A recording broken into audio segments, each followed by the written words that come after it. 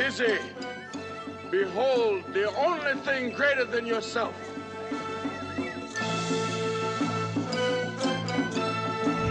The great John Amos, today on Pop Goes the Culture.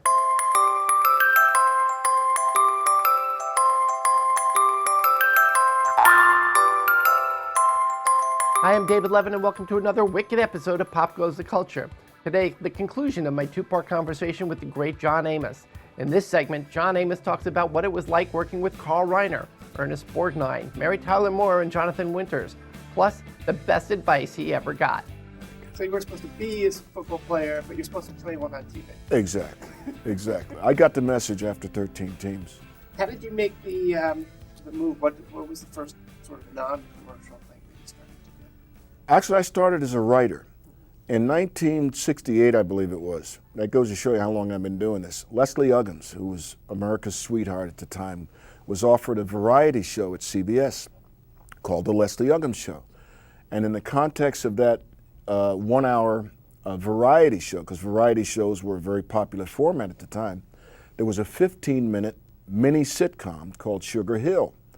And Leslie was portraying the wife of an actor, Lincoln Kilpatrick, and she had a brother, Johnny Brown, who later would become Bookman or Buffalo Butt on Good Times years later. And I was one of the writers on the show.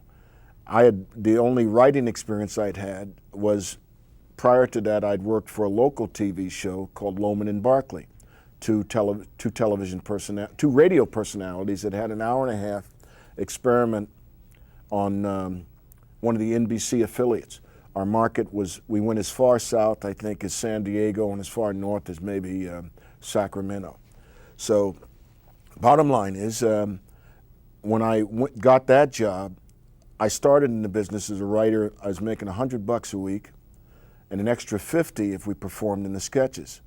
But we were all starting together. Myself, Barry Levinson, Craig T. Nelson, Rudy DeLuca, who would go on to write High Anxiety with Mel Brooks, and a great many other talents. The late McLean Stevenson. We're all learning together. It was like TV 101, you know? And I remember walking into the studio for the first time. In those days, they had television cameras with a red light on top. And I remember one of the cameramen saying to me, "Hey kid, when that red light comes on and it's pointed at you, that means you're on, so watch yourself." So the rest of the day, I'm looking around the room to see where the thing is pointed and where the red light is. It was a wonderful learning experience. And I think the proof of the pudding is that, of course, Barry went on to become a noted director, Academy Award winner, Rain Man, etc., Avalon. Craig T. Nelson is still knocking them cold. And I've had a wonderful career. I think primarily because I came along at a time when there were people who were willing to teach you your craft. If you aspired to be a writer, I had wonderful relationships with people like Howie Morris and guys who had written for the Show of Shows, which to me was the epitome of comedy. To see Sid Caesar and Imogene Coca as a kid, maybe of 8 or 9 years of age, sitting there watching a 12-inch black and white TV with the rabbit ears with the aluminum foil on it. That was such a thing. What is that? Yeah, that's long before DVDs and plasma screens and all of that. But it was a wonderful time because television was just evolving. Most of these talents had made the transition from radio to TV, and vaudeville, and they brought all of those concomitant skills and gifts and talents with them. It was a wonderful time. Did anybody ever give you one piece of advice that stuck with you, a mentor or somebody like that? Say, what's the best piece of advice you ever got from anyone? Two pieces of advice come to mind. One, I was doing a Broadway play that was directed by Carl Reiner, and the play was called Tough to Get Help. I was playing an older character. I've always had a thing for older characters. This is close to 30 years ago when I was playing a character of, I think, 65 or close to 70. And the play starred the late Jack Cassidy. And I remember Carl Reiner saying to me, he said, "John, you're a big guy. You've got to show vulnerability. Always show vulnerability, regardless of what you're doing. because if you present this formidable presence, you're going to intimidate people. They'll never be able to get to the comedy that you're trying to present to them. I remembered that. And then years later, I would have the pleasure of working with Ernest Borgnine, who, I'll give you the Ernest Borgnine story. We were doing a show called Future Cop, in which Ernest Borgnine portrayed, and myself portrayed, uniformed police officers. And the third partner in our car, unknowns to me, was an android. And I could never figure out, my character could never figure out, how does this kid know so much about every criminal that we're after and all of their MOs and the whole, how does he do this? Well, Ernie was in on it. He knew, Ernie's character knew that he was an android. So I remember after we did about 10 episodes, we took a hiatus, and during that time I got the offer to do Roots. And after I did Roots, which firmly established me as an actor who could do drama as well, I went back to do some more episodes of Future Cop. And Ernie gave me the nickname Nikita Kunta. Where he got that from, I don't know. But the advice came when I asked him, quite seriously one day, I said, Ernie, do you think I should concentrate on dramatic stuff, or should I continue to do the comedy? Because by then I'd also gotten an offer to go back and do some episodes of Mary Tyler Moore. He said, kid, take the money. 10 years from now, nobody's going to know or care. And it turned out to be the truth. He said, the more you can do, the better. Do comedy, do drama, do all of it. It'll sharpen your tools. And he is one of the actors I've always tried to emulate, because he won the Academy Award for Marty. McHale's Navy is classic sitcom for television. Bad Day at Black Rock, he played a bad guy. So I said, my God, this guy, he doesn't look like your classic movie star, nor do I. So I can compare myself with him that way, but look at him, he's doing comedy, he's doing drama, he's doing it all. That's the kind of actor I want to be. So those are the two most important pieces of advice I think I've ever gotten. And of course, we all know the cliches that came out of the old school, which was, it's a wonderful profession, acting, just don't get caught doing it.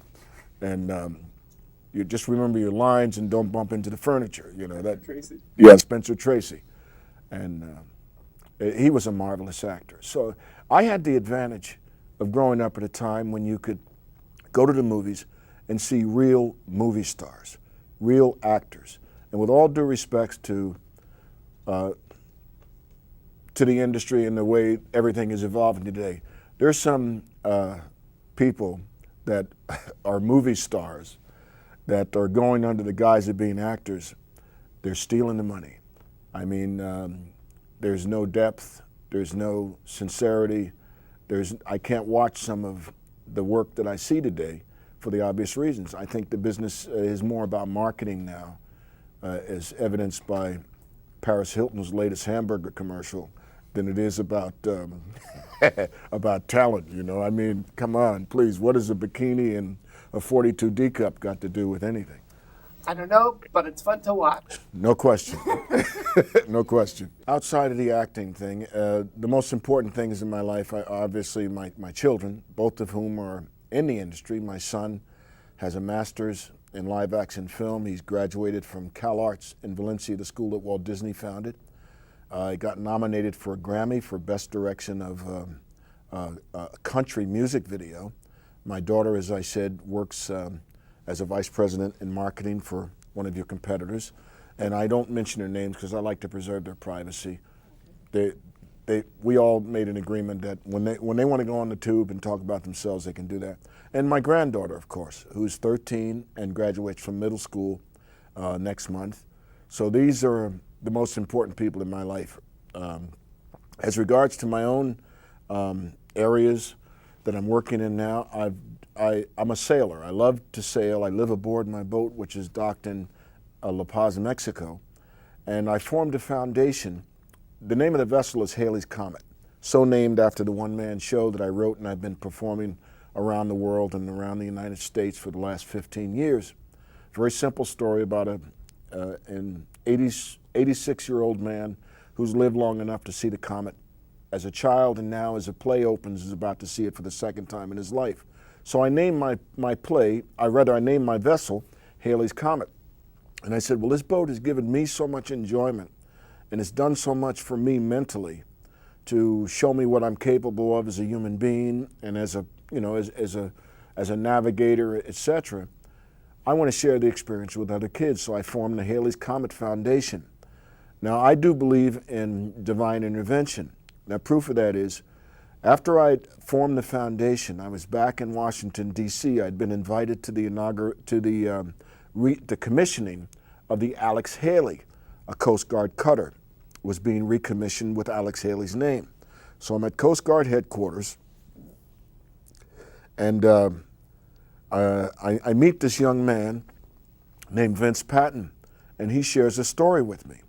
The story is that he was one of 10 children out of Detroit who, when the opportunity came to join the Coast Guard, he fudged a little bit on his age, jacked it up so he could get in. Once he's in, he gets his buzz haircut, and he's having a dialogue with another senior Coast Guardsman. And on the wall behind this older Coast Guardsman are all the portraits and paintings and photographs of the previous Master Chief Petty Officers of the Coast Guard. So Vince Patton asks this Coast Guardsman, he said, "Who are those guys?" And he responded, "Oh, these are the former Master Chief Petty Officers of the Coast Guard." So Vince says, "Well, what do they do? What did they do?" He said, "They tell the admirals what to do." So Vince says, "Well, that's what I want to become." So the Coast Guardsman that's advising him or responding to his queries turns out to be Alex Haley. I, years before, had, of course, performed the role of Kunta Kinte in the miniseries Roots, which came out of Alex's novel. Vince Patton, 2 years later or so, becomes the executive director of my foundation, the Halley's Comet Foundation. So who better to speak about what going to sea and what teamwork and sailing and life on the ocean can be about than a former Master Chief Petty Officer of the Coast Guard, which is the highest rank that any enlisted man can acquire, one of 10 kids out of Detroit. So when he stepped to the plate and said, "Yeah, I'd love to work with you and your foundation," we got wonderful relationships developed with, of course, the Coast Guard and with virtually every branch of the military, with the exception of the Air Force, because what have they got to do with the ocean too much, with the Navy, and I got to meet Colin Powell when he was, I had a 1 hour session, one-on-one with Colin Powell in the White House. Had you already started doing the West Wing? Yeah, as a matter of fact. Did you guys talk about that? Oh, yeah. He, when I walked in, he's the most disarming man you've ever met. I walked into his office at the White House, and I'm nervous. I mean, I said, "Geez, I am meeting the Secretary of State. I can't believe it."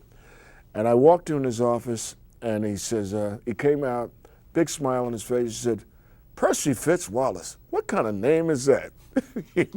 And it just broke me up, so I was immediately relaxed. And we had a wonderful dialogue, lasted about an hour. He put his wife on the phone. He called his wife, she got on the phone, found out she's from Birmingham, Alabama, where my mother's people are from, and we started comparing notes on Birmingham and the rest of that. So he's a wonderful man, and I can see why his troops love him. And as I came along too soon, when I served in the National Guard, we were still using muskets. But had I come along during his time, I definitely would have served under and been proud to have served with Colin Powell. Wonderful man. Man, it's interesting, the whole sort of, it's ironic, the name of your foundation is Halley's Comet. Yeah. With you and Vince Patton, it came full circle, didn't You it? got, exactly. You see the serendipity, yeah. Let's talk a little bit, because we don't have too much time, and I wish we had more time, but let's talk a little bit about Mayor Tyler Moore's show. That was, for me, one of the highlights of my career. Again, it was a recurring role. I never was a regular. I was Gordy the Weatherman, and the running joke on that show was everybody assumed because I was a big black guy that I was, the sports commentator. And Phyllis, Cloris Leachman, the wonderful actress, she was the one that always got it wrong. She said, "Oh, Gordy, how's everything in the sports department?" I said, "I am a meteorologist." She said, "Sure you are, Gordy, sure you are." But it was wonderful. Again, it was great ensemble acting. Jim Brooks and Alan Burns, the producers, wonderful writers, wonderful producers. Everybody knew it was Mary's show. She was a hub, and we were all there to support and do what we could. And that was a wonderful experience. Television changed appreciably. If there were a show on today as good as the Mary Tyler Moore Show, it'd probably be something along the lines of Everybody Loves Raymond or Frasier or something, where people really care about what they're doing. Good ensemble. A great ensemble. I mean, you've got to have great writing. If you're going to have a great TV show, it starts with the scripts. And I say that as someone who started in the business as a writer. So I've always had tremendous respect for those writers who knew their craft and who could deliver the scripts, because it's a thankless task. Nobody knows what it's like to sit in a room without the applause, without the Bentleys and the caviar and the entourage, and just make blank paper come alive. What's your one memory, if you go back to any of the shows that you did, whether it be Good Times, West Wing, even Roots, Hunter, any of these shows, the story that you dined on. You went home, you told your family, you told your friends, you wouldn't believe what happened at work today. A couple of those. Like today I went to work and I could not believe it because. Okay. I love to laugh. I mean, I love humor. And I was doing a show at NBC years and years ago, and Jonathan Winters, who I idolize, was at the far end of the hallway, and I'd never met the man before, but I had all of his albums. And when I grew up, a wonderful afternoon was to make a couple peanut butter and jelly sandwiches and listen to a Jonathan Winters album and just roll all over the lawn for the next 2 hours crying and screaming. So I see this figure coming down, maybe 100 yards away. You know how long the halls are at the big studios. And as he gets closer, one of the guys says, "Hey, here comes Jonathan Winters now." So I start chuckling and I start giggling. And by the time he got within 50 yards of me, I was on the floor crying. And he's one of those guys that when he gets you going, he won't let you go, So he knew he had me, and he started doing Maud Frickett and all the rest of these characters. I thought they were going to have to take me to the home, Those are some of the most wonderful memories, the memories of how hard we laughed. Nobody was thinking about, man, I hope this goes so I can make $1 million or I can get an Emmy. I hope it goes to syndication. It was just a joy. For a guy from New Jersey who'd worked on assembly lines and done construction and been a garbage man, a truck driver, aspiring football player, and all the rest of that, I thought I was hitting the lottery every day just to go to work on a job that paid very well. And my task was to make people laugh or to entertain folks. Marla Gibbs told us a story about when she got the part of the Jeffersons. She said after the first season of the Jeffersons, she still kept her job at night, working as a United Airlines, customer representative. Sure. Did you ever have to work sort of 2 jobs at once, just to acting and also another job on the side? The truth of it is, once I declared myself a professional in this industry, whether it was as a writer on Loman and Barkley or on the Leslie Uggam Show, I never took a job outside the industry, because I said, I'm either a professional and this is how I make my living, or I'm not. And I never did anything else except write and perform. And it came full circle when I realized let's say about halfway through my career, that there's 4 stages in an actor's career. There's Who is John Amos? There's Get Me John Amos, Get Me a Young John Amos, and then once again, Who is John Amos? So I said, before I get to stage 4 again, I better create something of my own. So that's when I sat down some 15, 16, actually in 1986, and wrote my one-man show, Haley's Comet.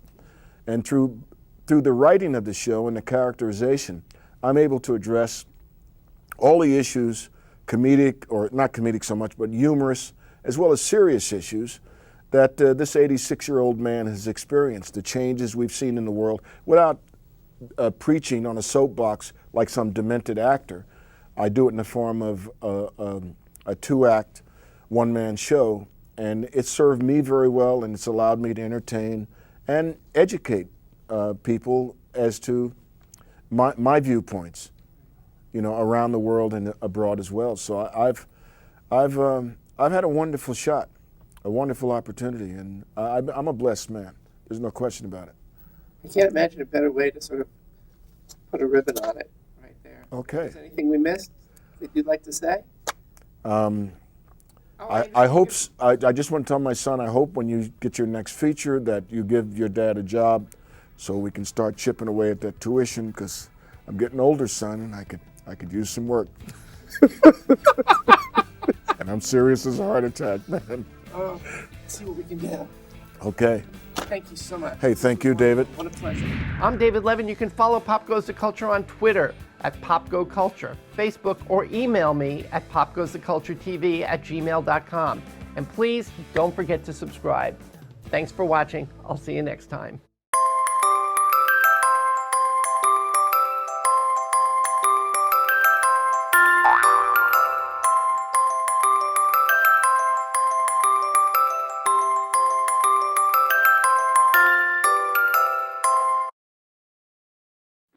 Ouch! Oh.